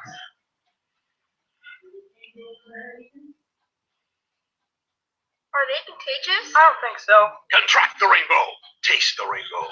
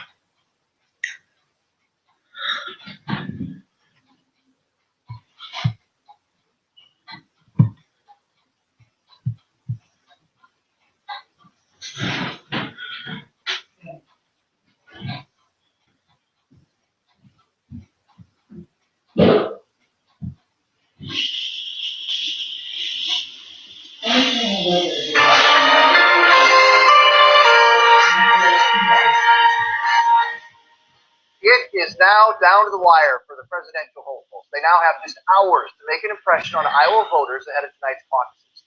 On the Republican side, the latest Des Moines Register Bloomberg Politics poll shows Donald Trump holds a slight 5-point lead over Ted Cruz. Marco Rubio, you see, is in third. On the Democratic side, Hillary Clinton is slightly ahead of Bernie Sanders, 45 to 42%. She's sticking to her message that she is the most experienced and the most electable candidate. Sanders volunteers knocked on 75 alone, plans to campaign up to the last minute. The one agreement among all the candidates is that the outcome will boil down to turnout. Undecided voters could hold the key to victory.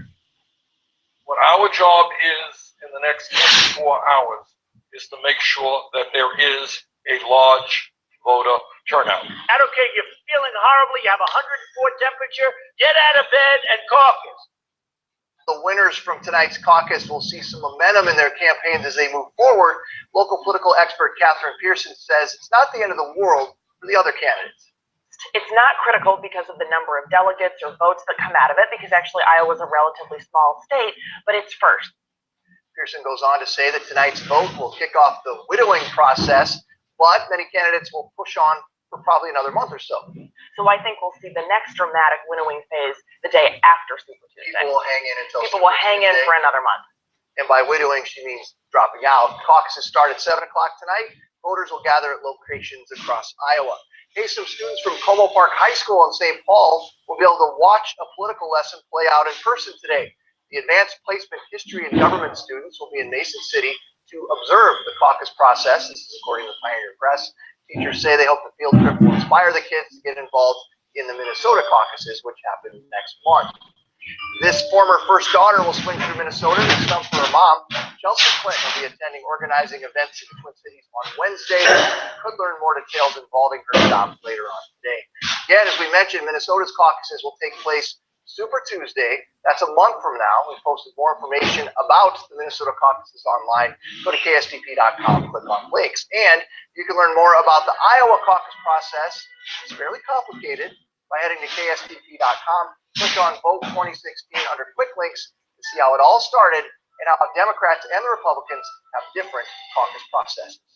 Well, here we are, the first day of February. Things are starting out all clear out there, Sam, but you are very lit up on that map behind you. We've been watching the storm kind of for the last week or so, and things are changing for what we're expecting tomorrow. Yeah, it's been a real challenge because all along within the last week, the Twin Cities has been on the northern edge of this system, but just recently here, within 15 minutes ago, we went from no watches or warnings in the Twin Cities to now we've seen a push northward with the storm track. We're now under a winter storm warning for the Twin Cities Metro, North Metro, including Sherburne, Istanti, Chisago, and even over in Polk County, Wisconsin, now under a winter storm watch.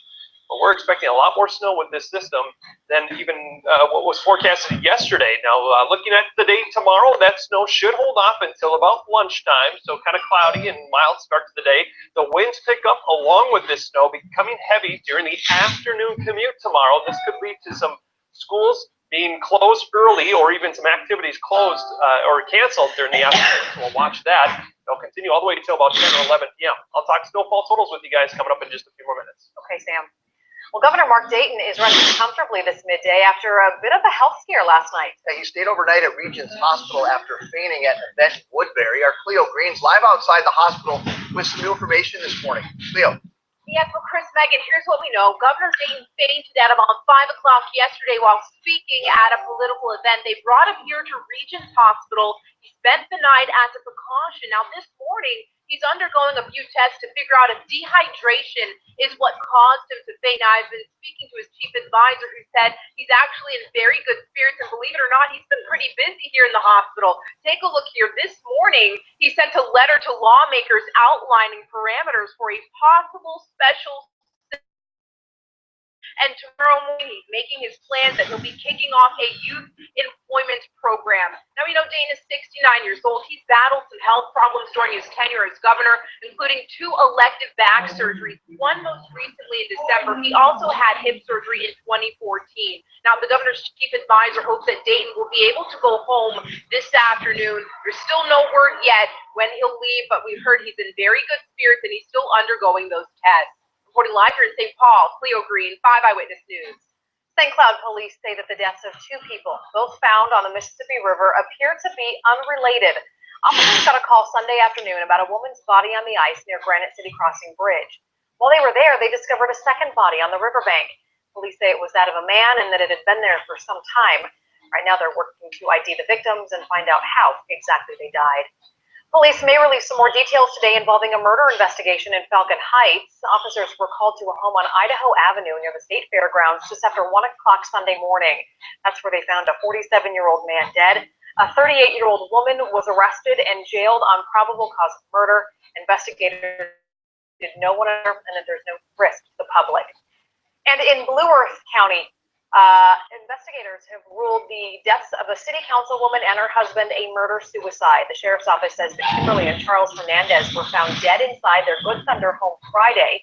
Investigators believe that Good Thunder City Council member Kimberly Hernandez was strangled. They say that her husband died of suffocation and his death has been ruled a homicide. A St. Paul church says it lost thousands of dollars in an overnight break-in this weekend. Police say that someone stole technical equipment and cash from Universal Christian Ministries on Raymond Avenue. Our Joe Mason spoke to those at church dealing with the aftermath of this crime.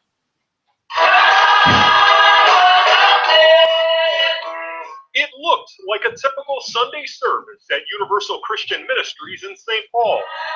But mixed in with songs and sermons, there was a smashed out window. That's really, really sad. And it's really, really bad. Plus a pried open door. My first reaction was, oh man. Add in a cut security system, missing music equipment, and 2 empty offering boxes. Whoever did it don't have the fear of God in them. On this morning, the church dealt with the breaking of the 8th commandment. Thou shalt not steal. That's the commandment, yes. But how many people obey the commandment? Well, at least one person didn't. Maybe more. Somebody will come to the house of God and break into the house of God. I never have that thought. The pastor at this church made a plea from the pulpit. If you know anybody that has done this, look at me inside this camera. Please help us to look at that person. And we need help, to get materials back. Despite their loss, they didn't miss a beat or step here. Yeah, to show my song, absolutely. It's a lesson to keep the faith when facing a problem. After all, the sign reads, this center, no major 5 Eyewitness News. With the music and the video equipment, along with the cash taken, the church says the loss might be as high as $70,000.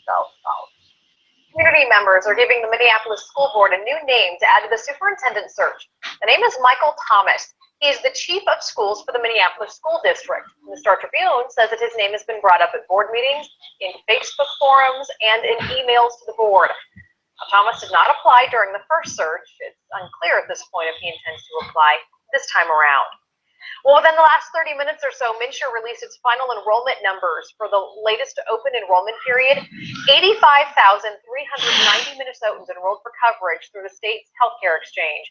That beat the goal that MNsure officials had set, which was 83,000 people.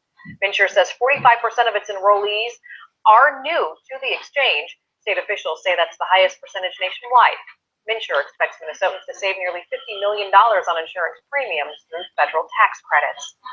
Minnesotans lucked out this weekend while they were celebrating the area's biggest winter carnival. How the warm-up impacted some of the winter carnival's most popular events. And we're tracking the mushers who are on the course right now in the Bear Grease sled dog race, where they are, and when we could see the first competitors cross the finish line.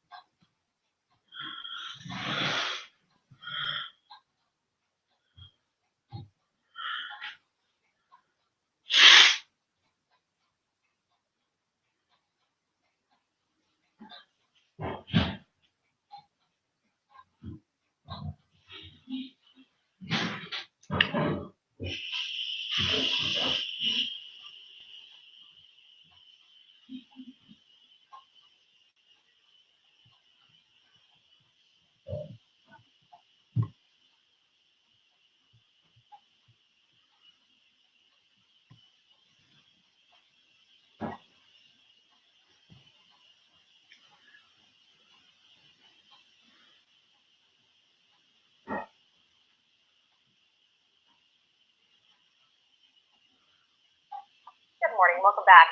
Right now, a 400-mile dog sled race is underway in northern Minnesota.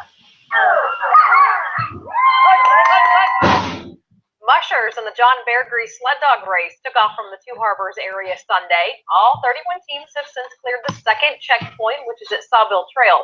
It typically takes teams about 4 days to complete the race. You can follow their progress via GPS. Just head to our website at KSTP.com. The mild weekend weather. Kind of a Freudian slip there. It's taking its toll. Focus. I know you're excited for snow. The weather we had this weekend was so warm, it is making the ice skating miserable. Cities like Oak Park Heights, Bloomington, and Anoka announced there'd be no skating on their rinks due to poor ice conditions. Make sure to check with your city to see if the rinks are still open before you head out. Disc golf players soaked up the sun yesterday at the St. Paul Winter Carnival. It feels good to be out. I mean, this is one of the more forgiving years. Last year and the year before were a little cold and windy, but blizzard conditions. But it's just fantastic that we get 35 degrees sunny and a beautiful day. It was 2 days outside, and for some brave souls, a night of camping for the Disc Sports Festival Ice Bowl event. Organizers welcome players to beat the record of 252 holes played throughout the night. The event's in its 4th year and raises money for the Second Harvest Heartland Food Shelf. Winter Carnival fun continues this week. On Tuesday night, you can take the family to Rice Park for Frozen Family Fun Night. You can meet Nordy of the Minnesota Wild, the Minnesota Roller Girls, starting at 5 p.m. Also happening Tuesday, the 100-year anniversary dinner of the Royal Guard. You can buy tickets online for $50 a person. Well, it was also a great weekend to enjoy the slopes. I joined patients from Shriners Hospital for Children out at Afton Alps Saturday for Winter Camp Achieve. Many of the kids you see here have limb deficiencies or use prosthetics every day. They got the chance to learn how to ski and build their confidence and make some new friends. So it was certainly a fun day out there. They could be getting a little bit of new snow here the way it sounds. Yeah, a whole lot of it probably, huh? Maybe even more than a little bit. Yeah, confidence is increasing. We've had a change in the forecast just as of about 20 minutes ago. So model data has been coming in and streaming in this morning, and it's all suggesting a northward push in the storm track. So I'll show you that. The storm itself right now is still over the Rockies, so this is not set in stone. Even the current storm track that we've upgraded or updated the forecast with, that could even wobble a little bit as it pops itself east of the Rockies. Now we'll have a much better understanding this afternoon as the afternoon data comes in and the storm once again moves east of the Rockies. Right now, though, on ahead of it, we do have plenty of winter headlines. In the red shaded color, that is a blizzard warning. Twin Cities now upgraded to a winter storm warning. Now, just north of here, you go up towards Anoka County, Sherburne County, Isani, Polk County over Wisconsin, under a winter storm watch. And that kind of shows the level of uncertainty with the exact storm track. So even that could end up being upgraded to a warning as we get a little bit closer. But blizzard warning down to the south, southwestern Minnesota. The reason for that, expecting winds to be over 30 miles per hour. So whiteout conditions, that will probably end up shutting down I-90 by tomorrow afternoon if you have any travel plans. Probably even have a lot of areas south.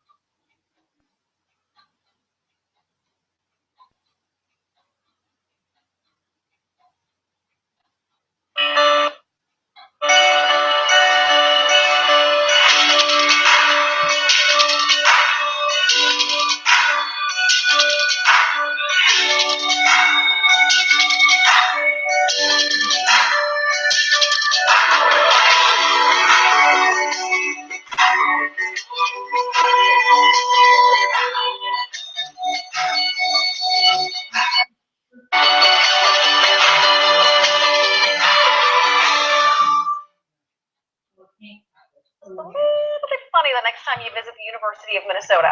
Coming up, when the used rare corpse flower is expected to unleash its nasty stench.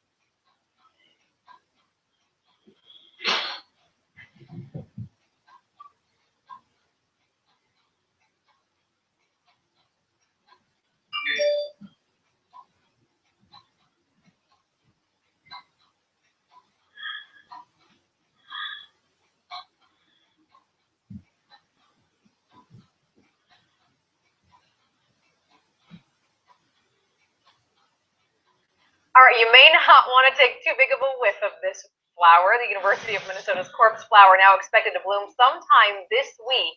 In the rare and brief event, the flower exudes a smell that is similar to rotting meat. Breathe it all in. Biological Sciences Conservatory is open weekdays from 9 until 3:30.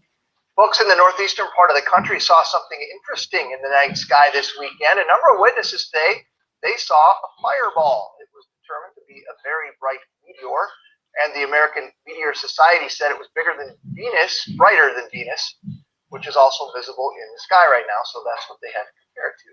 It was not bigger than Venus. That would have been a really big meteor, and it probably would be dead right now. Just to clarify. All right, let's find out what's coming up today on Twin Cities Live. Here's Elizabeth Reed. Coming up this afternoon on Twin Cities Live, the snow isn't going anywhere, but that doesn't mean you can't spend a little time on the island. We're going to share a week's worth of island-inspired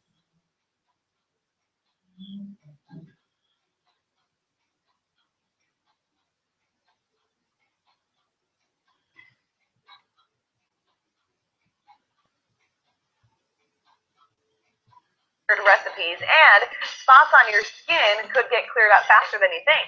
If you've got sunspots like Bonnie from Minnetonka, imagine them disappearing in just a few weeks. We're at Carolina Clinic. We're going to show you the dramatic before and after pictures. That's all coming up today at 3 on Twin Cities Live. We'll see you then.